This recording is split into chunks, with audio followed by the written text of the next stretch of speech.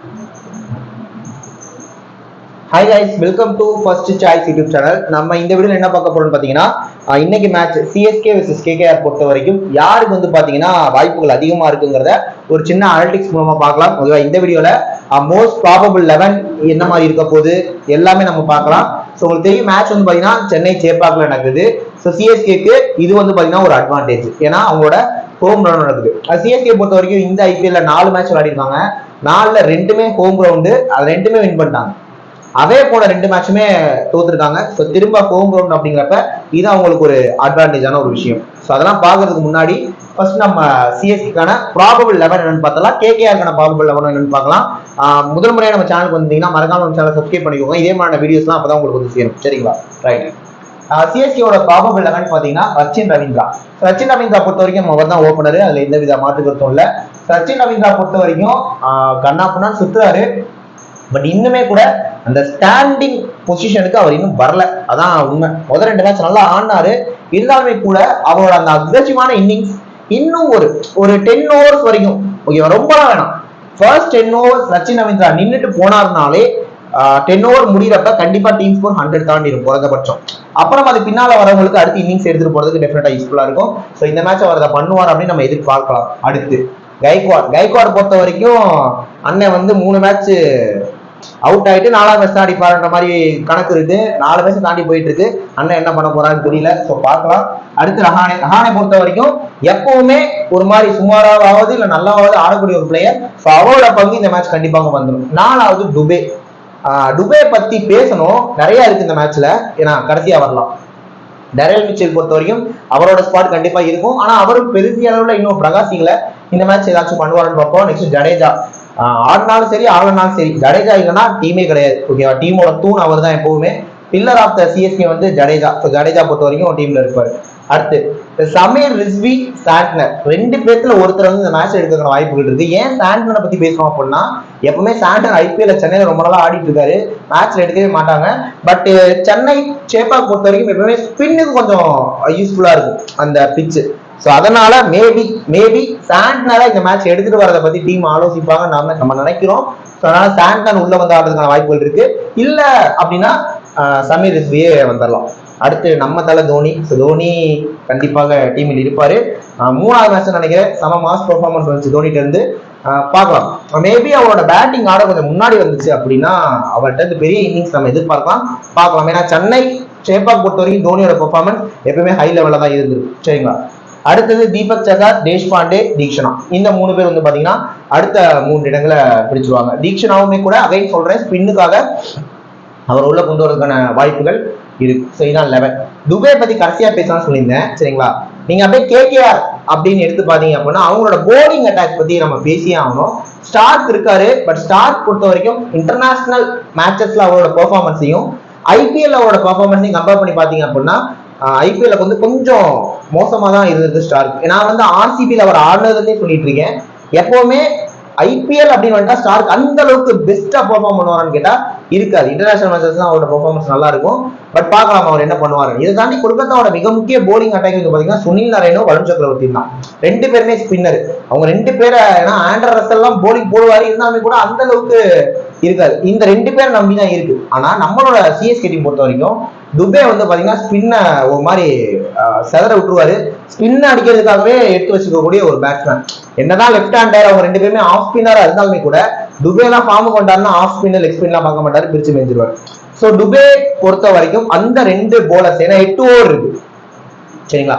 அவங்க அந்த 8 ஓவரை குறைச்சாங்க அப்படின்னா அவங்க டீமுக்கு தான் இன்னும் ப்ரெஷர் அதிகமாகும். ஸோ 8 ஓவர் சாலிடா இருக்கு. அந்த 8 ஓவரை துபே என்ன மாதிரி ஃபேஸ் பண்ண போறாருங்கிறது உண்மையாலுமே சுவாரஸ்யமான ஒரு விஷயமா இருக்க போகுது. ஸோ சிஎஸ்கே 11 பொறுத்த வரைக்கும் இந்த மாதிரி தான் இருக்க போகுது இந்த மேட்ச்ல. அடுத்து பாத்தீங்கன்னா கேகேஆர் பொறுத்த வரைக்கும் இந்த ஐபிஎல்ல வேற ஒரு ஃபார்ம்ல இருக்காங்க. 11 பேருமே மாசம் ஆடிட்டு இருக்காங்க. அதை தாண்டி நம்ம கௌதம் கம்பீரோட கோச்சிங்கும் இருக்கு. அப்படிங்கிறப்ப அவரோட திங்கிங்லாம் வேற லெவல்ல இருக்கு. ஸோ அப்படிங்கிறப்ப இந்த டீம் வந்து பாத்தீங்கன்னா பெரிய லெவல்ல இருக்கு. நிறைய ஓப்பனிங் கொண்டு வந்து கௌதம் கம்பீர் தான் திரும்ப ஓப்பனிங் ஆடிட்டு இருக்காரு. அவரை பொறுத்த வரைக்கும் அவரோட பார்ட் என்ன அப்படின்னா, சிஎஸ்கே என்ன யோசிக்கணும் அப்படின்னா 6 ஓவருக்குள்ள அவர் அவுட் ஆகும். ஏன்னா 6 ஓவர் நின்ட்டார்னாலே டீம் ஸ்கோர் எப்படி ஒரு 70-80 போயிடும். இந்த மாதிரி ஆடக்கூடிய ஒருத்தர். அப்புறம் சால்ட், ரகுவன்ஷி, ஸ்ரேயாஸ் ஐயர், வெங்கடேஷ் ஐயர், ஸ்ரேயாஸ் ஐயர் பொறுத்தவரைக்கும் இந்த டீம்ல கொஞ்சம் இன்னிங்ஸை ஸ்டெபிளா கொண்டு போறதுக்கு ஒரே பிளேயர் ஒருத்தர் தான், மீது எல்லாமே அடிக்கக்கூடியவங்க. ஆல்சோ வெங்கடேஷ் ஐயருமே கூட ஒரு அக்ரெசிவான ஒரு பேட்ஸ்மேன் தான். கடைசியில ரிங்கு சிங், ரசல் எப்பவுமே மழை அடிஞ்சு ஓஞ்சிரும் அப்படின்னு சொல்லுவோம், இல்ல ஓயல சொல்லி திரும்ப மழையை ஏற்படுத்தி வருவது இந்த ரெண்டு பேர். ஸோ ரிங்கு சிங், ரசல் ரெண்டு பேருமே ஒரு பேக் போனா இருக்கிறாங்க கேகேஆருக்கு. அப்புறமா ரமன் சிங், ஸ்டார்க்கு, ராணா, வருண் சக்கரவர்த்தி. ஓகே, ஸோ இவங்களோட லெவன் இப்படிதான் இருக்க போகுது. இதுல நம்ம குறிப்பிடத்தக்க விஷயமா பாக்குறப்ப வருண் சக்கரவர்த்தி அண்ட் சுனில் இந்த ரெண்டு பேருமே கேகேஆருக்கு பேக் போனா இருந்திருக்காங்க. ஆனா டுபே வெர்சஸ் இவங்க அப்படின்னு வர்றது மிக மிக சுவாரஸ்யமான ஒரு விஷயமா தான் இருக்கும். இதுதான் இவங்களோட லெவன்.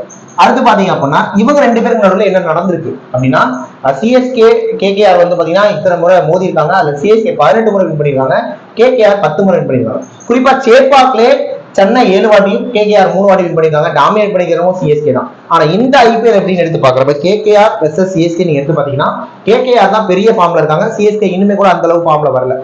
ஓகே, சிஎஸ்கே இருக்க ஒரே ஒரு பிளஸ் பாயிண்ட் இந்த மேட்ச்ல ஹோம் கிரவுண்ட். ஏன்னா 2 மேட்ச் ஹோம் கிரவுண்ட்ல வின் பண்ணிட்டாங்க, 2 அவே போனதுல தோத்துட்டாங்க. ஸோ அந்த ஹோம் கிரவுண்ட் அப்படிங்கிற ஒரே ஒரு அட்வான்டேஜ் மட்டும் தான் சிஎஸ்கே இருக்கு. மற்றபடி நீங்க ஃபார்ம் அப்படின்னு கம்பேர் பண்ணி பாத்தீங்கன்னா கேகேஆர் தான் பெரிய ஃபார்ம். மற்றபடி நம்ம ஆல்ரெடி சொன்ன சுனில் நாராயண், வருண் சக்கரவர்த்தி ரெண்டு பேரையுமே துபே எப்படி ஆட போறாரு அப்படிங்கிறது மிகப்பெரிய விஷயம். இதை தாண்டி அந்த 2 பேருமே வந்து பாத்தீங்கன்னா தோனியோட பேட்டிங்கா அவங்க 2 பேருமே விரும்புவாங்க. காரணம் நமக்கு தெரியும், சுனில் நாராயணோட வருண் சக்கரவர்த்தி ஆட்டோ 2 பேர்டையுமே தோனி கஷ்டப்பட்டு இருக்காரு பேட்டிங் ஆடுறது. ஓகே, ஸோ இந்த மாதிரி எக்கச்சக்க சுவாரஸ்யங்கள் இந்த மேட்ச்ல இருக்கு. இதை தாண்டி ஒரு பக்கம் கேம்பில், ஒரு பக்கம் தோனி, அவங்க 2 பேருக்கு உள்ள ரிலேஷன் வந்து பாத்தீங்கன்னா ஓகே நல்ல ஒரு ரிலேஷன்ஷிப் தான். இருந்தாலுமே கூட 2 பேருக்கு நடுவில் நடக்கக்கூடிய மேட்ச் அப்படின்றப்ப அது ரொம்பவே சுவாரஸ்யமான ஒரு விஷயம். ஸோ சுவாரஸ்யத்துக்கு இந்த மேட்ச்ல கொஞ்சம் கூட பஞ்சம் இருக்க போறது இல்லை, அது நல்லாவே தெரிஞ்சு போச்சு.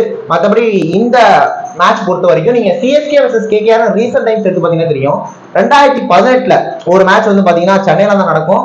205 ரன் கேகேஆர் அடிப்பாங்க. அந்த மேட்ச்ல 36 பால்ஸ்ல மோர் than 80 ரன்ஸ் ஆண்டர் அடிச்சு கூச்சிருப்பாரு. இருந்தாலுமே கூட 206 சென்னை சேஸ் பண்ணிருவாங்க. சேப்பாக் பொறுத்த வரைக்கும் என்னதான் ஸ்பின்னுக்கு ஹெல்ப்ஃபுல்லா இருந்தாலுமே கூட பேட்டிங்க்கு கொஞ்சம் வர நல்லா ஆடக்கூடிய ஒரு பிச் தான். பட் எனக்கு தெரிஞ்ச வரைக்கும் 2 டீமே வந்து பாத்தீங்கன்னா டாஸ் வின் பண்ணாங்க அப்படின்னா சேசிங் எடுக்கிறதுல தான் மிக முக்கிய பங்கு வகிப்பாங்க. ஏன்னா கேகேஆர் ஆகட்டும் சிஎஸ்கே ஆகட்டும் பேட்டிங் பொறுத்த வரைக்கும் இந்த சிஎஸ்கே பிச் நீங்க எடுத்து பாத்தீங்கன்னா 2 பேருமே பேட்டிங் சூப்பரா தான் பண்ண போறாங்க. அப்ப கண்டிப்பா ஃபர்ஸ்ட் இன்னிங்ஸ் பொறுத்த வரைக்கும் நல்லா ஆடிடுவாங்க. ஸோ செகண்ட் இன்னிங்ஸ் வரவங்க அதை சேஸ் பண்ணணுங்கிறது தான் மிக முக்கிய குறிக்கோளா இருப்பாங்க. அப்ப 2 டீமுமே டாஸ் வின் பண்ணாங்கன்னா சேசிங் எடுக்கிறதுல தான் விரும்புவாங்க. என்னோட கணிப்பும் சேசிங் எடுக்கிற டீம் கண்டிப்பா வின் பண்ண வாய்ப்புகள் இருக்கு. ஏன்னா சிஎஸ்கே ஆகட்டும் கேகேஆர் ஆகட்டும் 2 பேருமே போலிங் பெரிய லெவல் இல்ல. இப்ப சிஎஸ்கே ஒரு 200+ அடிச்சிட்டாங்க அப்படின்னா கேகேஆர் செகண்ட் பேட்டிங் வரப்ப கூட அவங்களை தடுத்து நிறுத்துற அளவுக்கு இவங்கள்ட்ட பெரிய போலிங் இல்ல. ஸோ 200+ அவங்களும் அடிக்கணும்னு நினைப்பாங்க. சேம் அதுதான், இப்ப கேகேஆர் 200+ அடிச்சிட்டாலுமே கூட சென்னை அடுத்து வந்தாங்கன்னா அவங்க 200+ அடிக்கிறது கொஞ்சம் ஈஸியான விஷயமா தான் இருக்கும். ஸோ மிக முக்கிய மேட்சா இது இருக்க போது பெரிய ஸ்கோர் கண்டிப்பா நம்ம எதிர்பார்க்கலாம். நல்ல கடைசி வரைக்கும் ஒரு சுவாரஸ்யமா இந்த மேட்ச் போகும். ஸோ என்னோட கணிப்பு இந்த மேட்ச்ல யார் வின் பண்ணுவாங்கன்னு பாத்தீங்கன்னா எல்லா பாயிண்ட்ஸும் கேகேஆருக்கு சாதகமா இருந்தாலுமே கூட சென்னை ஹோம் கிரவுண்ட் அப்படிங்கறதுனால நம்ம சென்னை சூப்பர் கிங்ஸ்க்கு 1 பாயிண்ட் எக்ஸ்ட்ரா கொடுக்கலாம். ஸோ பார்க்கலாம் என்ன நடக்குது அப்படின்ட்டு. தொடர்ந்து நம்ம சேனல்ல இணைஞ்சிருங்க. அடுத்த வீடியோக்களை பார்க்கலாம். தேங்க்யூ.